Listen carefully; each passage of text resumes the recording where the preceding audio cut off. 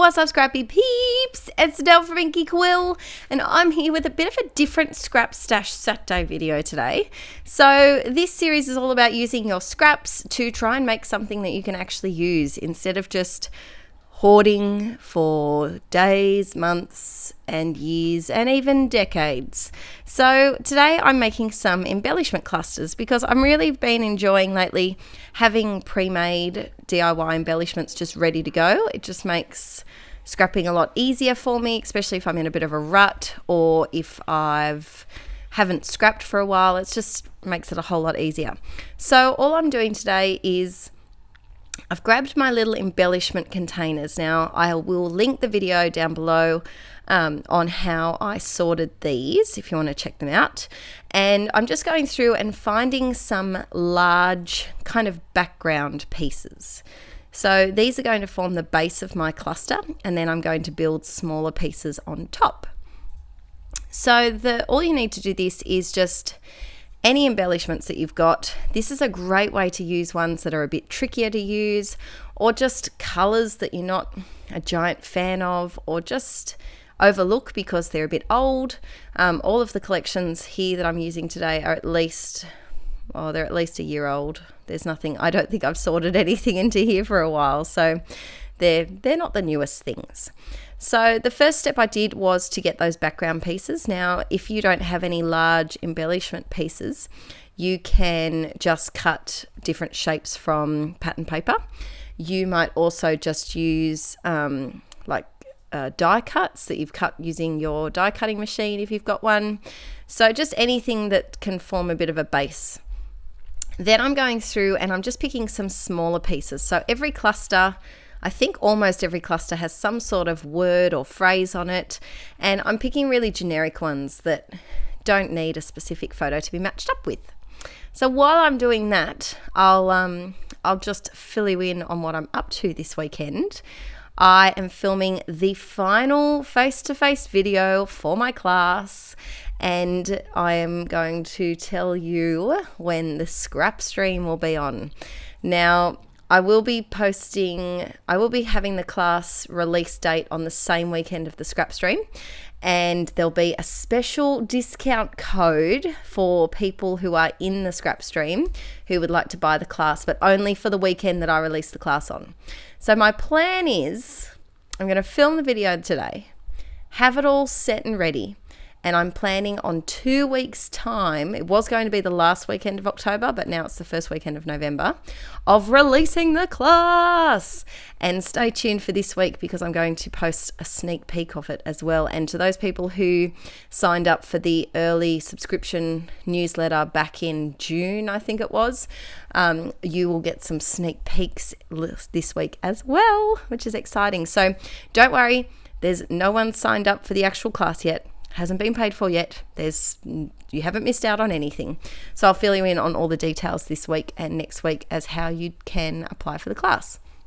So you can see here, I'm just, instead of going through one by one, I'm kind of just plonking as I go, and then I'll take each cluster and have a little bit of a close-up look at them. So this would be a great way to make little embellishments to put on even Christmas cards.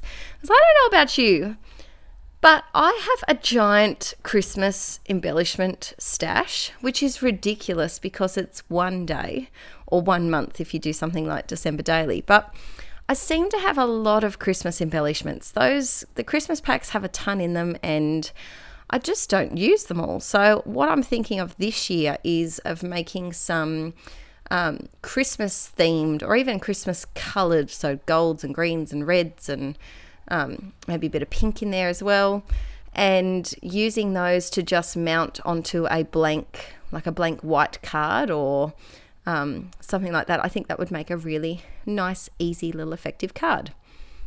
So the tip that I had for this was try and stick to a couple of colors because otherwise it gets way too overwhelming. So I only grabbed my blue, turquoise, pink and gold embellishment containers. If you don't sort your embellishments by color, that's perfectly fine. Maybe just grab a couple of packs that are half done and see how you go from there. Don't get all your stash because too overwhelming. I tried that and it doesn't work. So just grab a small amount and just see what you can do. So I'm just adding some little gold hearts, which I always love. I don't care what they're on. I always love them no matter what. Now this one, I was a bit of a nincompoop because it's a sticker. And so I stuck things onto the sticker, but then I stitched the sticker. So the sticker paper on the back was permanently stuck to the sticker. So, and the staple as well. Yep, everything's just going through the background sticker paper. So a little tip, try not to use stickers as your background because that may happen to you too. So it's just a case of balancing out the embellishments on each of these clusters. So I try to have different textures. So some of them I've got some cork pieces, I've got some wooden pieces, I've got chipboard to give it a bit of dimension, and it's just about having fun, really. Now, if you've got something in mind that you scrap a lot, so let's say you have boys, that you scrap a lot of boy photos, you might want to make some that are themed a bit boyishly. So they might have, you know, boy words or your boy's favorite colors or something like that. I find myself always scrapping with these colors, so that's what I went for. And things like flowers and hearts and cameras, they're always in my layouts. So this is just, it's just all about, depending on what embellishments you have, depends on what your clusters will look like. This one, actually, that base is from a paper pad, a very old Dear Lizzie paper pad. Is that 5th of Frolic? It's an older one, but it's just a good way to use up your old stash.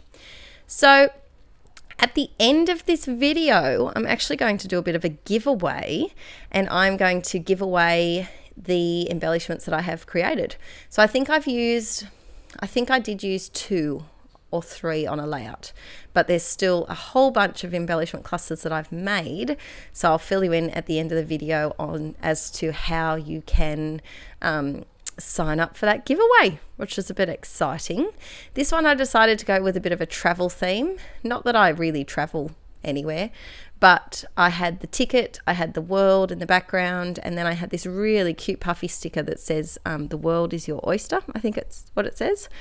So that worked out really, really well to kind of group like embellishments together, if that makes sense. So all my travel-y ones, because they just sit there. Otherwise, they just sit and just hang out in their poor, lonely little containers. And I always feel sorry for them. But when you have new things, it's very hard to go back to the old. But this is a good way, because now these old things feel new again. So let me know in the comments if you like this idea, if you're going to try it out. And I'd love to see you share your layouts using some embellishment clusters that you've made over on my Facebook group, Scrapaholics Anonymous. Some more little hearts. Always with the hearts. Oh, I used this one, I think. No, I didn't. I used one similar to this. Yes. So I keep these in a little container on my desk, because that way I don't have to dig through my stuff. I can just grab it and go, and it's already done. It just makes it so easy.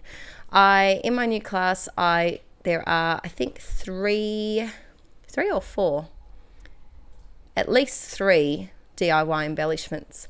And I just found that they're fun to make. B, they use up a lot of your stuff. And C, they make scrapbooking not quicker, but less stressful when the embellishment's already made, but you don't feel like you're just putting a pre-made purchase or pre-purchased embellishment down. It's still got that heart that you've made it. I don't know. I'm getting in too deep, way too deep with my freaking embellishments here. So, almost done. I did make a lot. This made a lot. And this probably took me, I have sped this up quite a bit. It probably took about 40 minutes to make these. But this would be a great activity to do if you're on the couch, or if you don't have your own like dedicated scrap desk or scrap room. This is a great activity to do on the couch, because all you really need are some little containers with your embellishments in there, a flat surface. We call them stable tables here in Australia. Do you call them stable tables? It's just like, what would you call it, Aaron? Stable table? Or is that what don't they call it a TV? No, that's what Dave is. Dave is a TV. Oh, Dave's a TV stand. Sorry, Dave is... Dave, probably wondering who Dave is. Dave is an IKEA table, and the model name is Dave. You know how IKEA have weird names for everything? The model name is Dave. It's just a TV table thing that you can fit a computer on, like a laptop stand. So it's not like that, but it's just a little surface you can put on your lap. But anyway, you can do it on the couch. It's really easy to do on the couch. Oh, I did use this one. This was one that I know I used in a layout which is for next week's Scrap Stash Saturday. So stay tuned for that.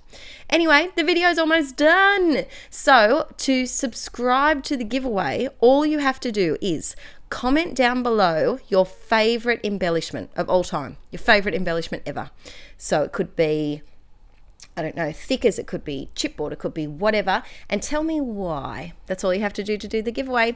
Open to international and Australian peeps, and I will draw a winner, let's say next Saturday, the 29th of October at 12 o'clock. That's when it closes, 12 p.m. Australian Eastern Standard Time. And I'll see you next time. Bye!